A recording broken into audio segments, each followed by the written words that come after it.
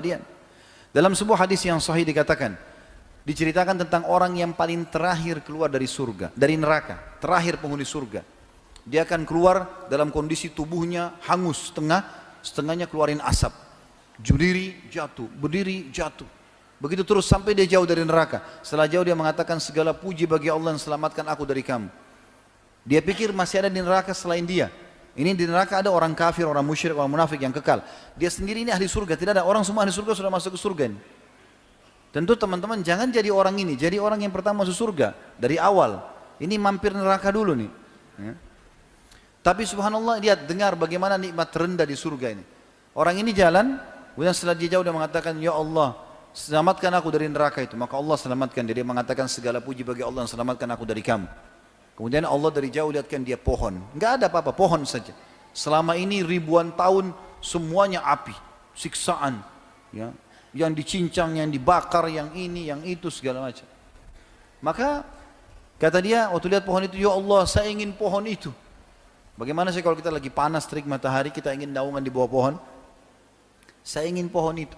Kata Allah, hai anak Adam, kira-kira kau minta yang lain enggak? Dia bilang tidak ya Allah, saya tidak akan minta yang lain, pohon itu saja. Maka Allah bawa dia dengan suruh malaikat bawa ke pohon itu, dia bernaung di bawah pohon itu. Kata Nabi SAW, dia kira dirinya orang yang paling besar nikmatnya pada Allah, dari Allah. Karena pohon itu saja. Padahal orang sudah di surga semua nih. Setelah dia nikmati, Allah lihatkan dari jauh pohon, ada buah-buahannya, ada airnya. Tadi nggak ada itu. Maka dia tergoda, dia mau manusia. Tapi dia malu sama Allah. Tadi sudah janji tidak mau minta. Lalu dia bilang, ya Allah, pohon dan air, saya tidak minta lagi.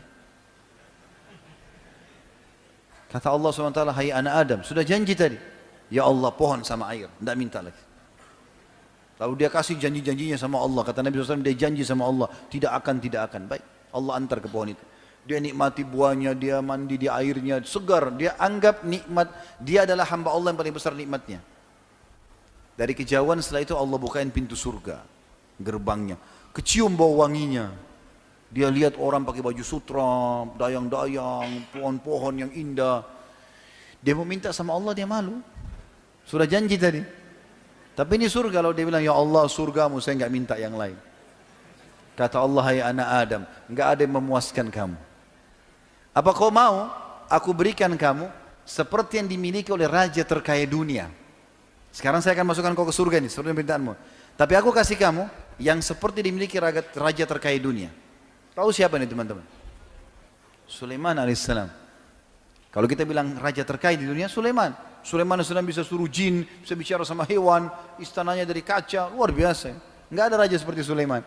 Sampai kata Nabi SAW, Sulaiman telah minta kerajaan tidak boleh orang sebelumnya dan sesudahnya. Kata Allah SWT, hai anak Adam, maukah kamu? Aku berikan kau yang dimiliki raja terkaya dunia. Dia bilang, raditu ya Rabb, aku ridho. Jangankan begitu, masuk surga sudah cukup, apalagi dapat yang terkaya raja dunia. Ya. Maka Allah bilang, wala kamithluhu, kau akan dapat dobelnya. 2 kali lipat. Maaf. Lalu dia mengatakan, raditu ya Rabb, aku ridho hai Tuhanku. Allah lagi bilang, wala kamithluhu, kau akan dapat lagi yang dobelnya. Terus saja dia mengatakan raditu, Allah juga mengatakan dan kau akan dapat misalnya sampai 10 kali lipat. Saking gembiranya dia mengatakan, engkau adalah hambaku dan aku Tuhanmu ya Allah. Dia balik karena bahagianya dia. Jadi teman-teman, surga yang dijanjikan ini depan mata. Ada orang mati syahid di perang Khaybar. Orang ini baru masuk Islam, baru syahadat. Rupanya waktu Nabi SAW dengan 1399 pasukan beliau, 1400 dengan beliau SAW mengepung benteng, berhasil menembus benteng Yahudi. Ada 9 benteng, ada yang pertama tembus.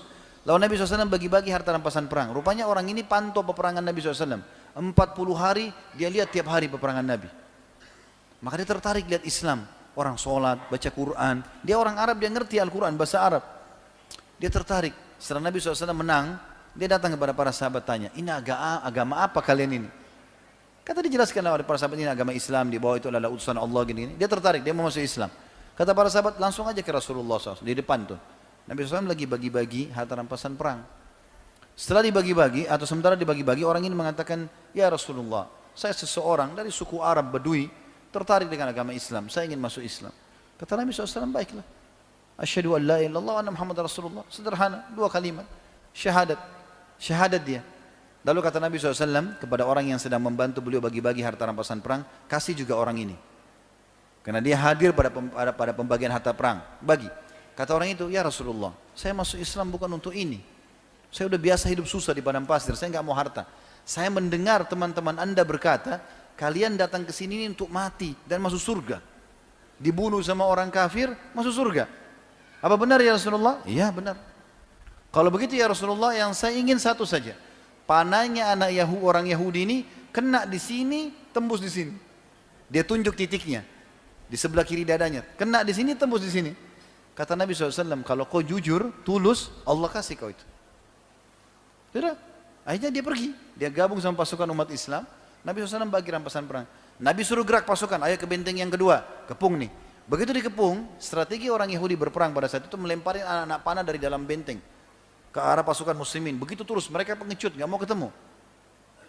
Maka pada saat itu dilempar anak panah. Subhanallah, anak panah Yahudi yang pertama terlemparkan, kena ke orang ini. Dan uniknya, kena di titik yang dia tunjuk. Di sini, tembus di sini. Mati dia, jatuh. Terbunuh. Nabi SAW melihat ada orang terbunuh, karena orang semua tidak mati kecuali dia. Ya tinggal dia yang jatuh. Yang lain kena pas pakai perisai tertahan. Orang ini mati. Kata Nabi SAW, huwa, apa ini orang tadi nih? Yang tadi baru masuk Islam? Kata para sahabat, iya Rasulullah. Kata Nabi SAW, subhanallah, maha suci Allah yang membenarkan janjinya. Dia baru minta, Allah kasih, dan di titik yang benar yang dia tunjuk. Gitu kan? Lalu apa kata Nabi SAW? Siapa yang ingin melihat penghuni surga yang belum pernah sujud sekalipun, ini orangnya. Tidak pernah sholat ini, baru syahadat mati. Dan mati syahid. Dan dia ikhlas. Ya? Maka dia masuk surga. Lalu apa kata Nabi SAW? Ini wasiatnya, ini penutupan bahasan kita. Apa kata Nabi SAW? Ingatlah, sesungguhnya surga seseorang di antara kalian lebih dekat daripada tali sendalnya. Azan, sholat, ada orang tua bakti, ada celengan masjid sedekah. Itu aja kok, amal-amal soleh yang sudah kita tahu. Itu, mati masuk surga. Lebih dekat dari tali sendal, kata Nabi SAW. Ini orang ini syahadat mati, masuk surga. Dan ingatlah, seseorang di antara kalian lebih dekat dengan nerakanya dari tali sendalnya. Hati-hati. Ke diskotik, mabuk-mabuk, ke karaoke, keluar tabrakan mati. Masuk neraka. Lebih dekat dari tali sendalnya. Dan ingat teman-teman, orang yang baik, orang yang soleh, Allah buat manusia suka. Allah suka dia, dikasih pahala banyak. Allah juga buat manusia suka.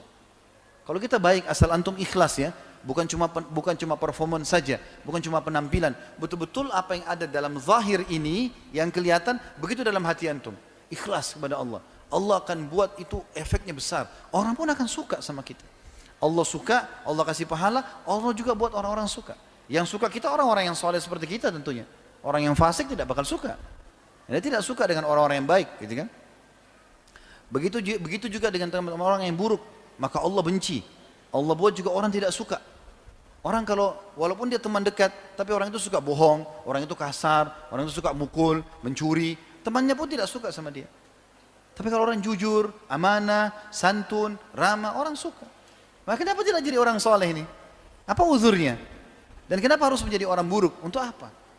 Ingat, peringatan sudah sampai ke Bapak Ibu sekalian. Allah Subhanahu wa taala akan minta pertanggungjawabannya teman-teman. Maka ambil ilmunya, amalkan. Semoga insya Allah kita menjadi orang-orang saleh dan ditutup dengan husnul khatimah.